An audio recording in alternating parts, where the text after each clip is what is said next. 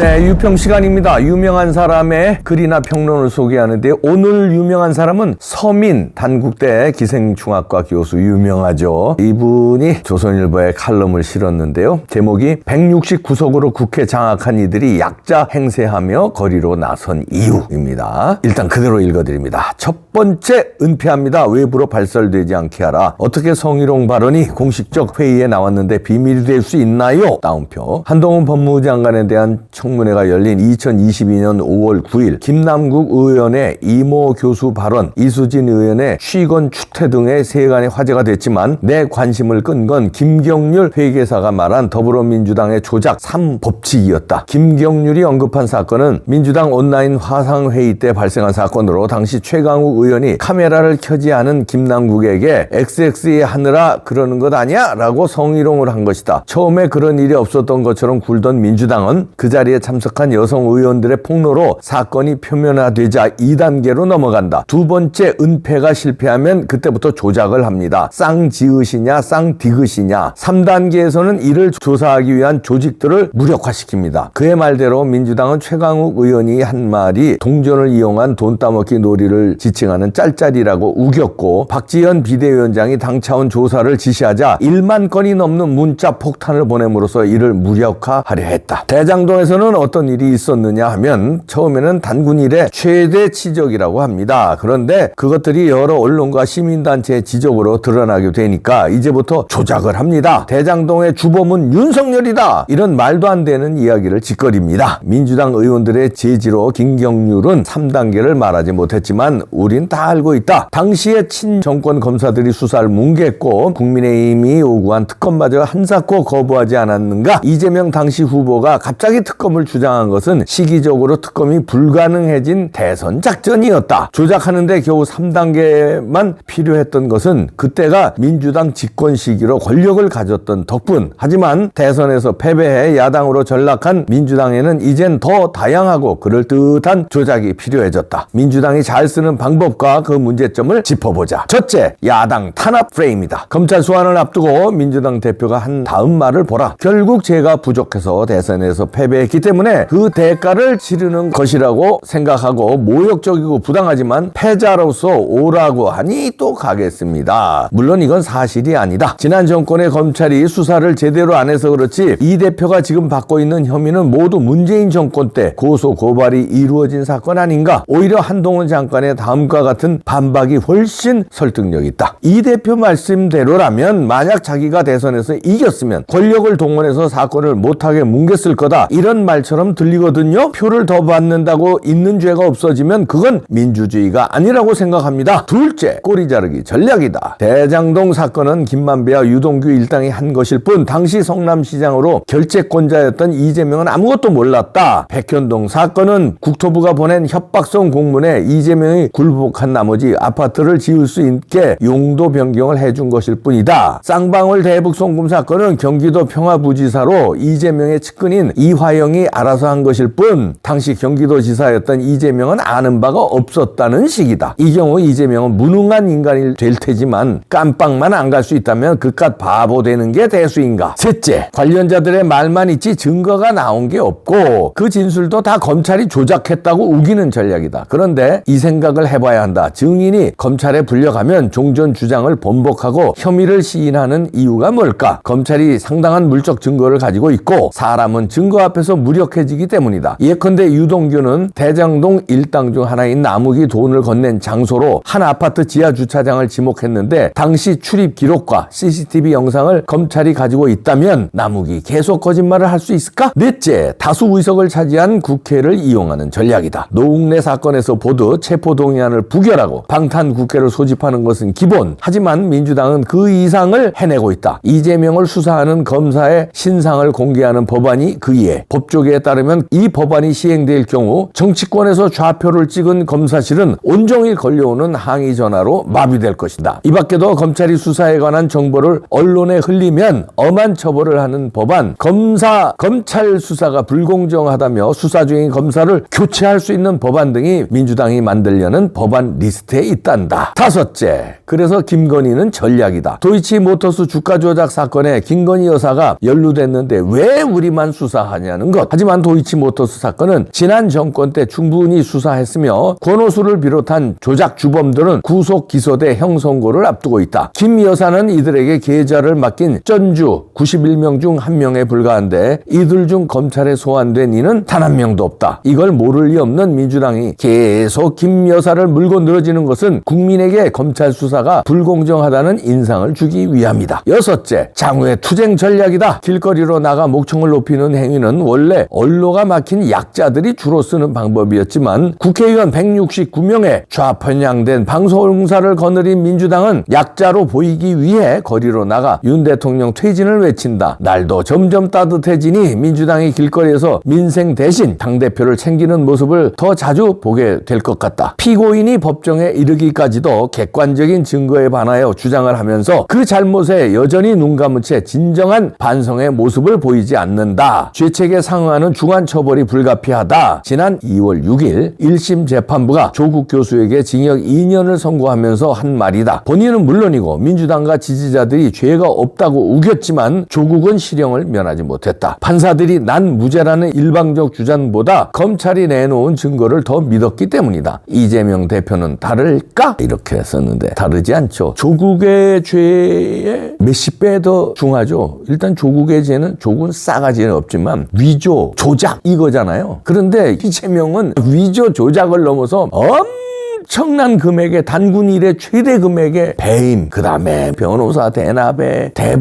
불법 송금에 어마어마한 죄 형량이 조국이 2년이면은 이재명은 최소한 20년, 최소한입니다. 판사가 그랬잖아요. 반성하지 않는 모습을 보여서 중형이 불가피하다 그랬는데 이재명은 반성한 모습을 안 보이는 걸 넘어서 빡 우기고 당을 동원하고 개딸들을 동원해서 광장 정치를 하고 있잖아요. 그러니까 20년 이상은 나올 것으로 보입니다. 이게요, 시간이 공이 울리기 직전인데, 왜냐하면요, 검찰과 윤석열 대통령도요, 이재명을 잡아 쳐놓지 못하면 죽는 줄 알아요. 검찰의 명운이 걸렸습니다. 검찰 싹 다 작살나는 거예요. 검찰은요, 동일체 심리가 있고 원칙이 있어요. 그러니까 이거를 잡아 쳐놓지 못하면 대한민국 검찰 있을 필요가 없는 겁니다. 그건 국민의 지탄을 받죠. 그러면 검찰총장 옷 벗고 뭐 중앙지검장 무슨 수원지검장 옷 벗고 이 정도가 아니라 검찰 조직에 대한 불신이 극에 달해서 아마 검사들이 길거리를 다니기가 어려울지도 모릅니다. 그거를 알아요, 검찰이. 이렇게 많은 죄가 나왔는데 저 우기기에 진다고? 저 장외투쟁에 진다고? 저 재판부 돈 처먹은 재판부인지 모르지만 재판부를 저걸 굴복을 못 시킨다고?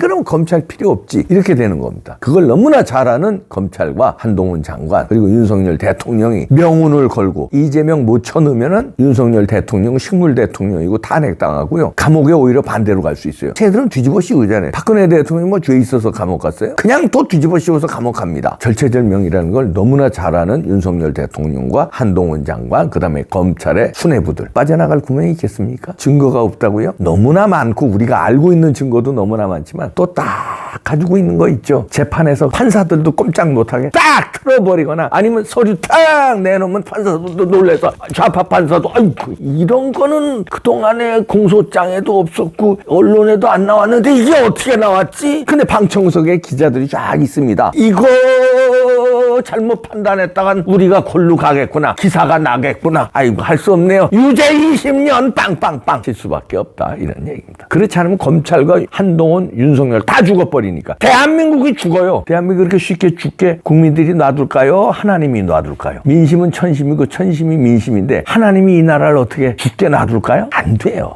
끝났어요. 그래도 답답하잖아요. 이재명이 저렇게 우기고 있고 검찰 어저께 소환 당하면서도 11시간 조사받고 나와서도 뻔뻔스럽게 증거가 없었다. 그걸 텔레비로 보는 국민들 얼마나 가슴이 미어집니까? 저런 놈을 그냥 놔둬 저거 그냥 이럴라고 송영길이가 자기 지역구 내준 거고요. 당대표 만드는 거예요. 송영길이가. 그놈부터 잡아야 됩니다. 그런데 그렇게 해도 안 돼. 시간만 그런 거지. 매를 더 부은 거야. 차라리 그때 조사받아서 감옥 갔으면 뭐 한 5년 받을 건데 지금 매를 너무 벌었어. 바득바득 금배지 달고 당대표 되고 장외투쟁하고 바득바득 우겨서 사법부 검찰을 완전히 약을 바짝 국민들의 약을 바짝 바짝 심장병 걸리게 만들고 스트레스 그냥 아주. 그래서 이제는 안 돼. 매를 더 버는 게 되니까 그냥 싸그리 그냥 진짜 매를 번 이재명 축하드립니다. 시간 벌어서 매 버는 게 나. 그걸 그래봐야 한 1년 더 끄는 거 아니야, 매 벌어서. 그런데 그래서 식량이 10년 20년 더 늘어나면 누구 손해냐? 네 손해야 결국. 매를 안 벌었으면은 조국이가 2년 됐으면 너는 한 5년이면 끝날 텐데 매를 너무 벌었어. 5천만 국민 좌파 빼놓고 2천만만 잡자. 어정쩡한 중도 빼놓고, 야, 중도는 무슨 중도야? 배신자들 빼놓고 2천만 애국 시민들, 보수 시민들의 화를 너무 돋갔어. 안 돼.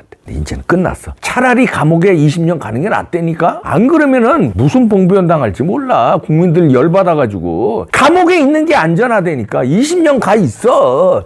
내 말 들으라니까. 나 환장하겠네, 진짜. 으아, 미치겠다, 진짜.